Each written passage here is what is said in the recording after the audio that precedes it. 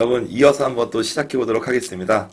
저희가 34번까지 봤는데 35번입니다. 기상기후산업 청년창업 지원 분야입니다. 내용을 보시면 기상기후 분야 쪽에서 사업 아이템 발굴 창업 지원 자금을 통해서 창업 기업을 육성하겠다고 써 있습니다. 그래서 사업 개요 내용을 보시면 만 34세 이하, 일반적으로 앞서서 중소벤처기업부에 있는 창업자금이 만 39세 이하의 청년을 주로 했다면 기상기후는 만 34세 이하로 나와 있고요.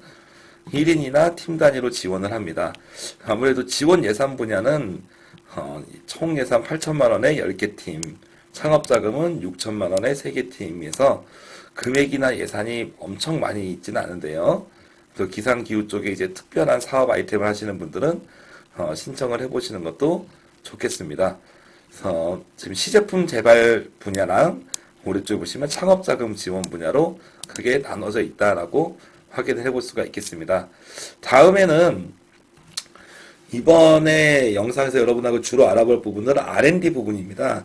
그래서 R&D라고 하는 거는 제가 앞서서 목차 때도 말씀을 드렸지만 일반적인 창업 지원은 회사를 설립을 하고 그리고 직원을 채용을 하고 제품을 만들고 또 만든 제품을 홍보해서 팔고 이런 전 과정을 사업화라고 해서 사업화 쪽을 지원을 했다면 R&D 지원이라고 하는 부분은 사업화랑은 좀 다른 의미가 있습니다. 특히 어떤 부분에서 다르냐면 우수한 기술 개발을 하는 것이 핵심이고요. 그래서 제품 개발에 좀 더 초점이 많이 맞춰져 있고 또 제품 개발을 하기 위해서 우리가 외주 개발을 주겠죠. 전문 개발사한테. 그럼 외주 개발비 또 직접 인력을 고용해서 특히 개발 인력을 고용해서 제품을 개발하는 비용 그리고 새로운 기술을 개발하는 데 따라서 필요한 지식재산권의 확보비 그리고 이제 특수한 부분들은 우수한 기술을 개발을 했다는 거를 내가 증명을 해줘야 되거든요. 그래서 보통 증명을 할 때는 실제로 자체적으로 실험을 해서 그거를 연구 보고 소통으로 증명하는 자체 평가 방식이 있고요. 그리고 제3자 전문가 입회하에 실험을 하는 그런 제3자 입회 실험이 있고 가장 통용돼서 많이 쓰이는 시험은 우리가 정부에서 운영하는 연구소들이 많이 있습니다. 생산기술연구원, KTL, 그리고 KCL 정말 다양한 무슨 정부기관의 연구원들이 있거든요. 그런 연구소에 여러분이 개발한 기술을 가지고 의뢰를 해서 공인인증기관이라고 합니다. 공인인증기관에서 이렇게 성능을 의뢰를 하고 그 기관에서 이제 시험 성적서나 거기에 대한 실험 결과물을 가져오는 거죠. 최근에는 콜라스 인증기관이라고 해서 민간 기관 중에서도 일부 인증을 받은 기업들이 공인인증까지도 인정해주는 그런 제도로 확대되고 있습니다. 그래서 R&D는 우수한 기술 개발을 하고 그리고 일정 수준의 성능을 구현하는 걸 목표로 하고 거기에 대해서 공인인증을 받는 거를 이 R&D 사업에서 핵심적으로 이 자금을 지원받은 수행기관들이 해야 되는 일이다라고 볼 수가 있겠습니다. 그래서 여기서 나와 있는 이 R&D는 창업 지원이기 때문에 창업한 지 7년 이하의 기업들을 위주로 지원하는 R&D 사업 중에서도 7년 이하 창업 기업들이 받을 수 있는 R&D를 이번 시간엔 좀 한번 알아보도록 하겠습니다. 근데 여러분에게 먼저 말씀드리고 싶은 거는 지금 여기서 나와 있는 정부 창업 지원 통합 공고문은 R&D 사업만을 전문적으로 한 공고문은 아닙니다. 어떻게 보면은 앞서 언급했던 창업 사업화 부분들 35번까지 있었던 일반적인 창업 지원 하시는 분들의 대상으로 하는 부분을 일부를 빼서 설명을 한 거지 실제로는 여기 설명 내용보다 훨씬 더 자세한 내용들이 다음 주부터 해서 정부기관을 통해서 설명의 자료로 배포가 되고 또 설명이 될 예정이거든요. 그래서 여기 있는 R&D는 약식으로 한번 좀 봐주시면 좀 여러분들이 나중에 정보를 이해하는데 좀 도움이 되겠다 싶습니다. 한번 내용을 보겠습니다. 36번입니다. 민간협력 기반 ICT 스타트업 육성 사업입니다. 대기업과 정부가 ICT 스타트업을 공동 발굴하고 성장할 수 있도록 전주기를 지원한다고 써 있습니다. 우리가 일반적으로 ICT라고 하는 거는 우리가 알고 있는 웹 서비스, IT, 어플리케이션 개발도 포함이 되고 그리고 흔히 얘기하는 사물 인터넷 같은 경우 생각하시면 되겠죠.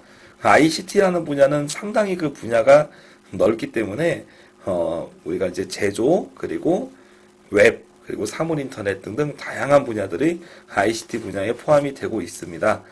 창업 5년 이내의 법인 사업자만 됩니다. 그래서 특수한 거는 ICT여야 되고 창업 5년 이내의 법인 사업자만 지원을 하는데요. 1016억에 16개 과제니까 한 업체당 평균 1억 정도라고 보실 수도 있는데 상세 내용을 밑에 보시면 총 5억이라고 써 있습니다. 위에 예산은 16억인데 왜 밑에 5억이지? 한번 내용을 한번 보시면 1차 연도에는 6개월 동안 1억 원을 지원을 하고 두 번째 연도에는 1년간 2억 원, 세 번째 연도에는 또 1년간 2억 원에서 총 5억 원을 지원을 하는 거죠. 3차 연도 지원이라고 하는데 이걸 여러분이 좀 생각을 하실 때 내 제품은 정말 단순해서 개발 기간이 3개월밖에 안 걸려. 그러면 이 사업에는 조금 해당 사항이 없을 수 있습니다. 내 제품은 개발 기간이 오래 걸립니다. 첫 연도에 제품을 만들고 둘째 연도에 그 제품에다가 사물 인터넷 같은 기능을 구현하고 셋째 연도는 사물 인터넷 제품, IoT 제품을 통해서 받은 데이터를 가지고 인공지능이나 빅데이터 분석을 하고 이런 식으로 다년간에 걸쳐서 개발을 해야 되는 그런 제품에 좀 적합하다라고 볼 수가 있고 장기간 기술 개발이 소요되는 ICT 제품이시라면 적합하지 않을까라는 생각이 듭니다. 그래서 3월 달에 이제 접수가 예정이 되어 있고요. 아무래도 예산은 조금 큰 금액은 아니다라고 좀 보실 수 있겠습니다. 다음 37번입니다. 연구개발 특구 육성 사업 연구소 기업이라고 하는데요. 이 사업의 핵심은 연구소 기업입니다. 그래서 아마 대부분의 스타트업들은 연구소 기업에 해당이 되지 않을 거기 때문에 일반적인 스타트업하고는 큰 상관이 없다라고 볼 수 있습니다. 다만 여러분들이 혹시 연구소 기업을 희망하는 창업 기업이 있을 수 있는데요. 연구소 기업에 대해서 간단하게 알아보면 공공연구기관의 기술을 직접 사업하기 위해서 연구개발 특구안에 설립된 기업으로서 특별법에 따라 등록된 기업이다라고 얘기를 합니다.